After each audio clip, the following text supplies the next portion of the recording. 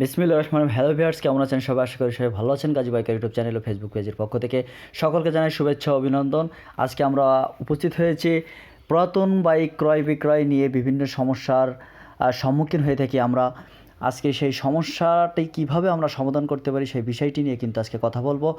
প্রথমত আমরা যে বাইকের চেসিস নাম্বার, এই চেসিস নাম্বারটি আমাদেরকে অবশ্যই ভালো করে দেখে শুনে কিন্তু বাইক ক্রয় করতে হবে। এই চেসিস নাম্বারটি কোনোভাবে পাঞ্চ করা আছে কিনা, যারা বাইক এক্সপার্ট তাদেরকে দিয়ে কিন্তু আমরা এখানে দেখিয়ে কিন্তু আমরা বাইকটি ক্রয় করতে হবে। এবং ইঞ্জিনের যে নাম্বারটি আছে প্রত্যেকটি বাইকে, যে কোনো ব্র্যান্ডের কিন্তু চেসিস নাম্বার এবং ইঞ্জিন নাম্বার, এই দুইটা নাম্বার কিন্তু আগে আপনাদেরকে যাচাই বাছাই করে কিন্তু বাইকটি কিনতে হবে।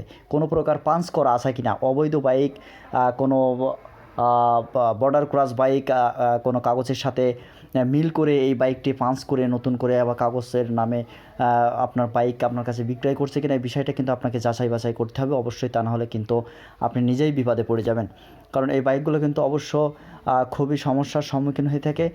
নিয়মিত আমরা দেখতে পাচ্ছি বিভিন্ন জায়গায় কিন্তু আজকে পুলিশের হয়রানির কারণে বাইকগুলো কিন্তু আটকে দিচ্ছে। কারণ আমরা টাকা দিয়ে বাইক কিনছি, কিন্তু বাইকের অরিজিনাল বাইকটি আমরা নিতে পারছি না। এই জিনিসগুলো কিন্তু আপনাকে জানতে হবে। আরও একটি বিষয় আপনাদেরকে বলে রাখি, সে বিষয়টি হলো মালিকানা পরিবর্তন। অবশ্যই যারা বাইক বিক্রয় করবেন, বিশেষ করে যারা বাইক বিক্রয় করবেন, অবশ্যই আপনি নিজ দায়িত্বে বাইক বিক্রয় করার আগে অবশ্যই আপনাকে মালিকানা পরিবর্তন করে নেওয়ার জন্য আপনাকে তাকে বলতে হবে। তা নাহলে কিন্তু আপনি নিজেই বিপদে পড়ে যাবেন। কারণ বাইকের কাগজ বা পেপার যদি আপনার নামে রেজিস্ট্রেশন করা থাকে, তাহলে কিন্তু ওই বাইক কিন্তু বিক্রয় করার পরে পরবর্তীতে কোনো দুর্ঘটনা বা কোনো অ্যাক্সিডেন্ট হলে কোনো মাদকাসক্ত ব্যক্তি দ্বারা কিন্তু ওই বাইক বা কোনো চোরাচালানে যদি বাইক আটককৃত হয় বা কোনো অবৈধ ক্রাইমের যদি বাইক আটক হয়, তাহলে কিন্তু সম্পূর্ণ দায়ভার কিন্তু আপনাকে নিতে হবে।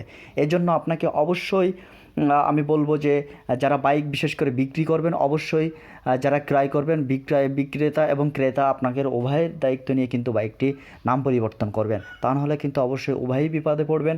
বিশেষ করে যারা বাইক বিক্রয় করবেন তারা তো বিপদে পড়বেন, কারণ আপনি আপনার বাইক বিক্রি করে দেওয়ার পরেও যদি নাম পরিবর্তন বা মালিকানা পরিবর্তন না হয়, তাহলে সেই ক্ষেত্রে কিন্তু আপনার একটি ঝুঁকি থেকে যায়।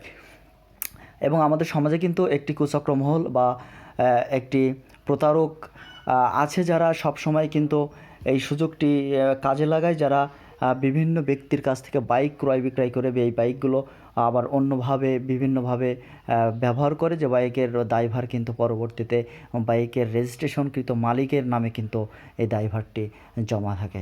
তো যাই হোক, বেশি কথা বলবো না, বিষয়গুলো অবশ্যই আপনারা মাথায় নেবেন। এবং এই বাইক ক্রয় বিক্রয় করার আগে অবশ্যই ইঞ্জিন নাম্বার, চেসিস নাম্বার এবং মালিকানা পরিবর্তন সম্পর্কে অবশ্যই পরিপূর্ণ একটি ধারণা নেবেন। ধন্যবাদ, দেখা হবে নতুন কোনো ভিডিওতে।